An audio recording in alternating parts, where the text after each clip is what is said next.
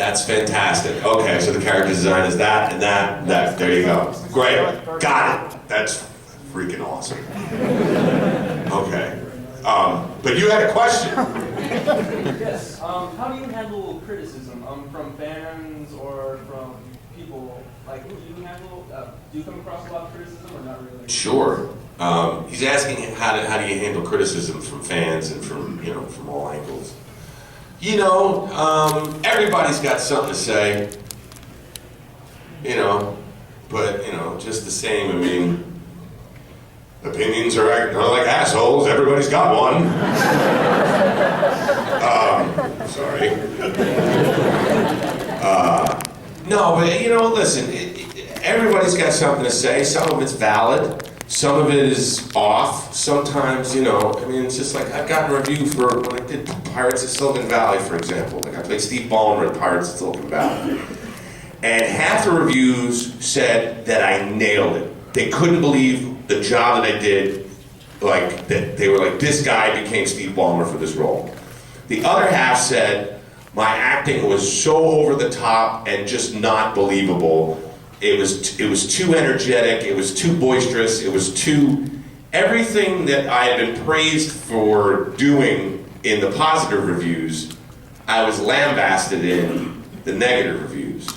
So the people that gave me the negative reviews, they didn't know who Steve Ballmer was, and the positive reviews knew who Steve Ballmer was.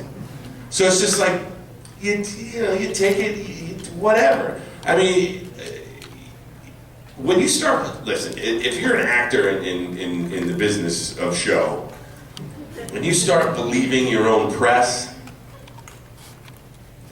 you're done. You're done, because that's what you're living for. You're not living for what you're doing.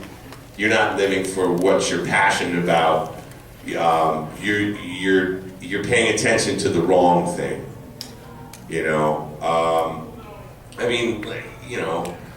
Like a couple weeks ago, about 4 weeks ago, 5 weeks ago, I did an Adventure Time session with Mark Hamill. And it was great, and I've worked with Mark. Yeah, sure, give Mark a round of applause.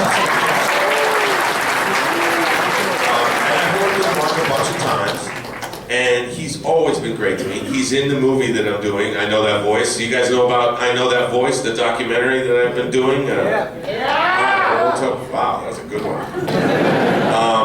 But he's in that. He's always been very nice to me and very cool.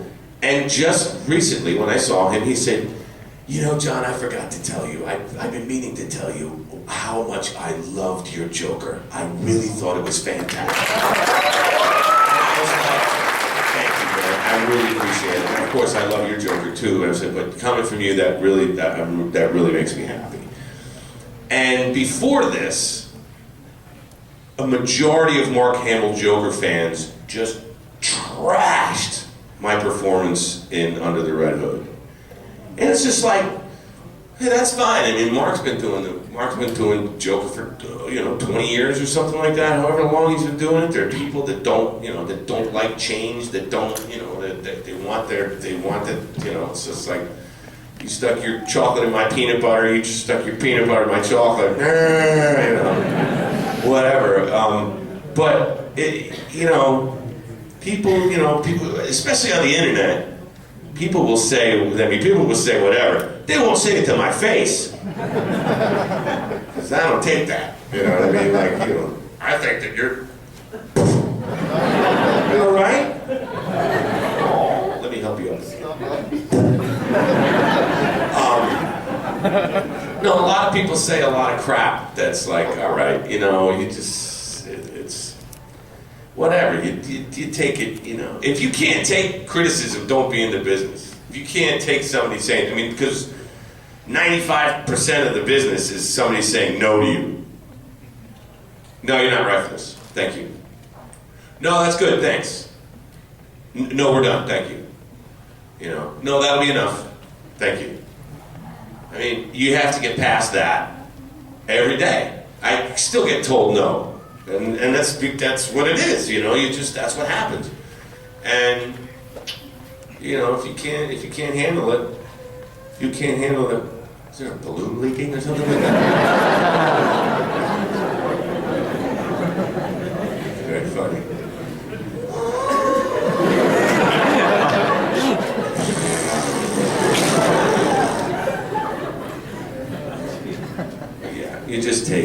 just take it. That's your own shit sandwich you gotta deal with, son. Nobody likes a shit sandwich. Sorry, kids. Okay, you, sir, with your hand up for the past 5 minutes, sorry. Yes, that's you, yes. Will you ever have a chance to reprise your role as a Joker? Will I have a chance to reprise my role as a Joker? I do not know. It certainly won't be in a TV show, unless, I mean, you know, the only way is if we do something immediately before or immediately after what happened in Under the Red Hood. You know what I mean? Like, in that world, if that writer wrote that, Jeb Winnick, I think, wrote that. Anyway, but yeah, I would love it if they asked me to. But right now, I think the most recent Joker is the Arkham Asylum game Joker with Troy Baker as the Joker. Arkham Origins? Yeah.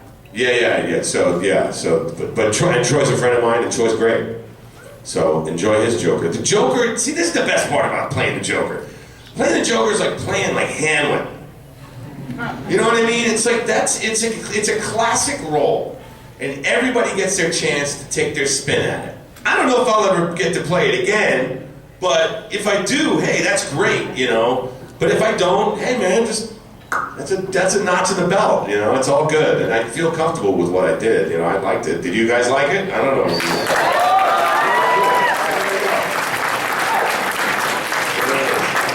This little guy right here, right there, yeah. Yeah, the little guy. Well, he's not that little. Sorry. Upon further review.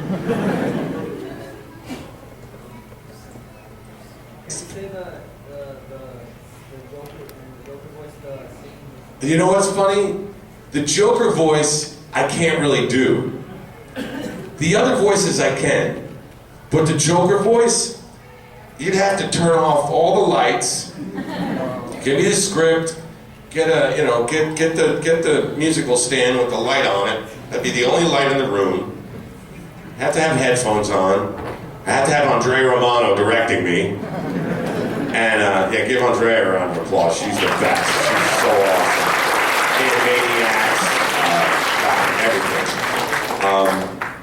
Yeah, I don't remember what I did. There's no catchphrases in Under the Red Hood. There's a demonic, demented character. I mean, I don't want to, spoiler alert, I mean, the opening scene, the Joker bludgeons Robin to near death, only to leave him in a huge building to be exploded.